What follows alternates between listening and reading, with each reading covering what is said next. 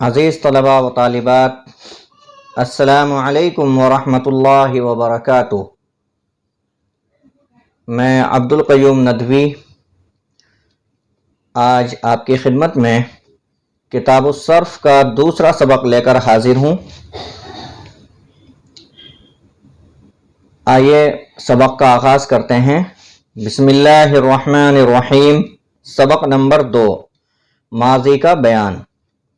گزشتہ سبق میں ہم نے پڑھا تھا کہ زمانے 3 ہوتے ہیں: ماضی، حال اور مستقبل۔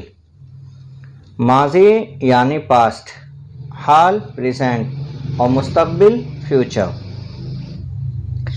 فعل کے جتنے صیغے اردو فارسی میں مستعمل ہوتے ہیں یعنی استعمال کیے جاتے ہیں، عربی زبان میں ان کی بنسبت چند صیغے زائد ہیں۔ اس زیادت کی وجہ یہ ہے کہ فاعل کی مختلف حالتیں ہیں جن کے سبب سے فعل کے صیغوں میں تبدیلیاں ہوتی رہتی ہیں۔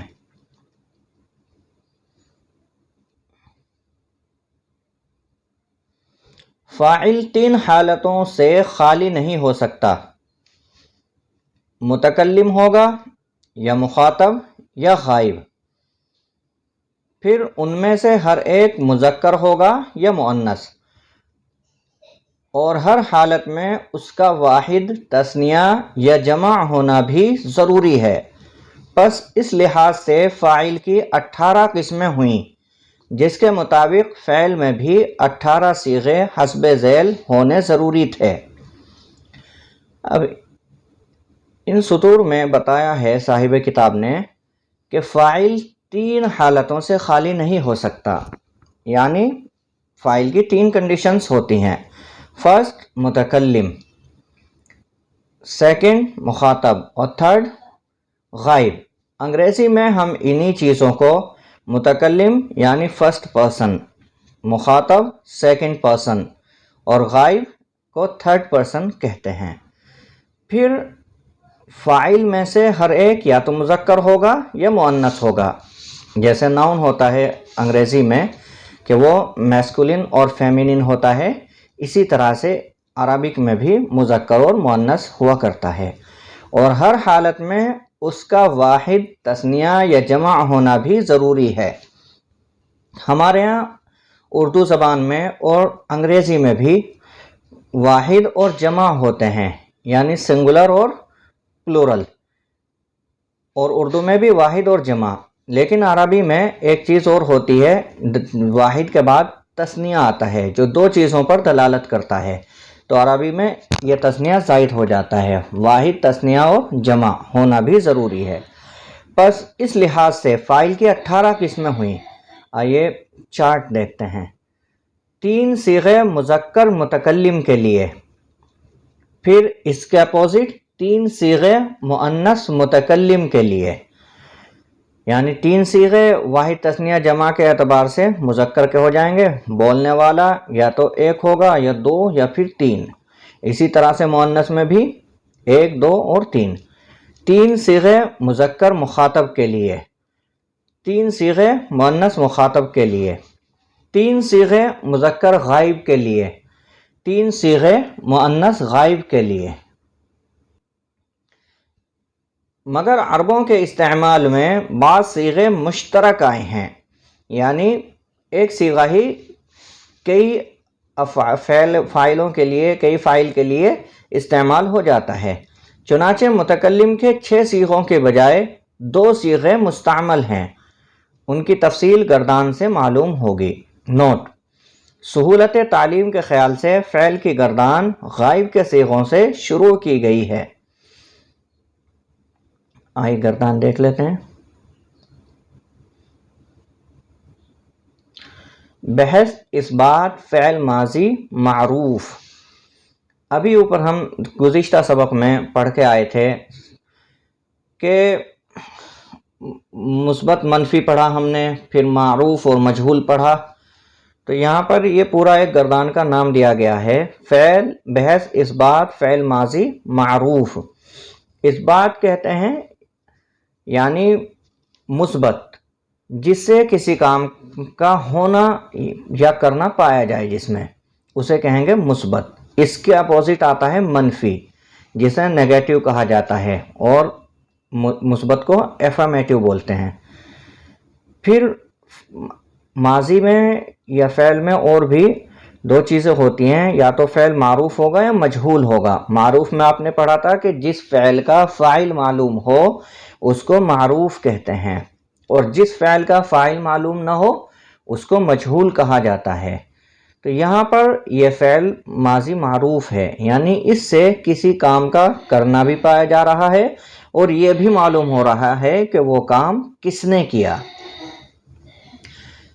تو فعل کے اندر جب بھی ہم کسی فعل کی گردان کرتے ہیں، اس میں چار چیزوں میں سے دو چیزیں بیک وقت پائی جاتی ہیں، مثبت اور منفی میں سے کوئی ایک ہوگا، اور اسی طرح سے معروف اور مجہول میں سے کوئی ایک ہوگا۔ اگر اسی کو ہم فعلہ کے بجائے فعیلہ بنا دیں تو پھر یہ فعل جو ہے اس بات کی جگہ منفی آ جائے گا اور معروف کی جگہ مجہول آ جائے گا۔ لیکن بہرحال ابھی جو گردان دی گئی ہے اسی پر بحث کرتے ہیں، دیکھتے ہیں۔ تو بحث اس بات فعل ماضی معروف فعل کیا اسے ایک مرد نے زمانہ گزشتہ میں۔ اب یہ ایک دور تھا جس میں ترجمہ ہمارے یہاں اسی طریقے سے کیا جاتا تھا۔ آج کے جدید دور میں اردو زبان کو اور زیادہ فصیح کرنے کے لیے، اور ظاہر سی بات ہے کہ ہمیں فصیح زبان استعمال کرنی چاہیے، ہم اس کا ترجمہ آسان لفظوں میں کر سکتے ہیں تاکہ ہر کسی کو سمجھ میں آ جائے۔ فعل اس ایک مرد نے کیا۔ آگے سے یہ دھیان رکھیں گے کہ جب بھی ہم ترجمہ کریں گے تو ترتیب الفاظ کی یہی ہونی چاہیے۔ فعل اس ایک مرد نے کیا، کون سے زمانے میں؟ زمانہ گزشتہ میں۔ تو اس ایک مرد نے زمانہ گزشتہ میں کیا، یہ کون سا صیغہ ہے؟ واحد مذکر غائب کا۔ اس سے پتہ چلا کہ اس ایک آدمی نے زمانہ گزشتہ میں کوئی کام کیا۔ اب دوسرے صیغے پر آتے ہیں۔ فعل ان دو مردوں نے زمانہ گزشتہ میں کیا، یہ تثنیہ مذکر غائب کا صیغہ ہے۔ فعلوا ان سب مردوں نے زمانہ گزشتہ میں کیا، جمع مذکر غائب کا صیغہ ہے۔ تو اس طرح سے غائب کے 6 صیغے بنتے ہیں۔ ابھی 3 اور دیکھ لیتے ہیں۔ فعلت اس ایک عورت نے زمانہ گزشتہ میں کیا، یہ واحد مؤنث غائب کا صیغہ ہے۔ فعلتا ان دو عورتوں نے زمانہ گزشتہ میں کیا، تثنیہ مؤنث غائب کا صیغہ۔ فعلنا ان سب عورتوں نے زمانہ گزشتہ میں کیا، جمع مؤنث غائب کا صیغہ۔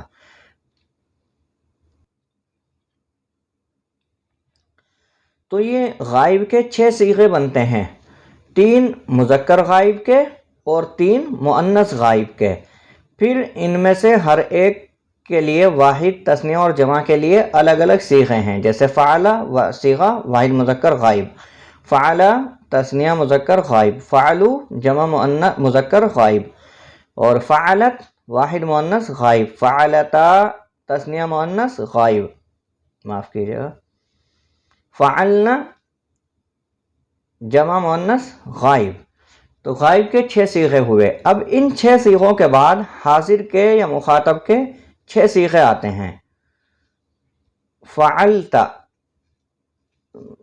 تو ایک مرد نے زمانہ گزشتہ میں کیا، واحد مذکر حاضر کا صیغہ۔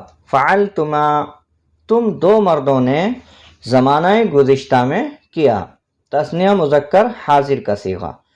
فعلتم تم سب مردوں نے زمانہ گزشتہ میں کیا، جمع مذکر حاضر۔ غائب کی طرح سے ہی حاضر کے بھی 6 صیغے ہیں، 3 مذکر کے لیے اور 3 مؤنث کے لیے۔ مذکر کے ابھی ہم نے سمجھے، آئیے مؤنث کے صیغے دیکھتے ہیں۔ فعلتی تو ایک عورت نے زمانہ گزشتہ میں کیا، واحد مؤنث حاضر کا صیغہ۔ فعلتما تم دو عورتوں نے زمانہ گزشتہ میں کیا، تثنیہ مؤنث حاضر کا صیغہ۔ فعلتن تم سب عورتوں نے زمانہ گزشتہ میں کیا، جمع مؤنث حاضر کا صیغہ۔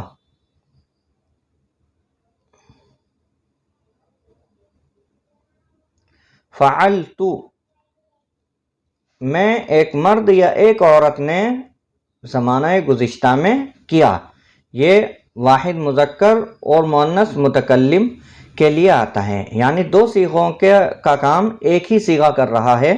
فعلت واحد مذکر متکلم اور واحد مؤنث متکلم دو صیغوں کے لیے استعمال ہوتا ہے۔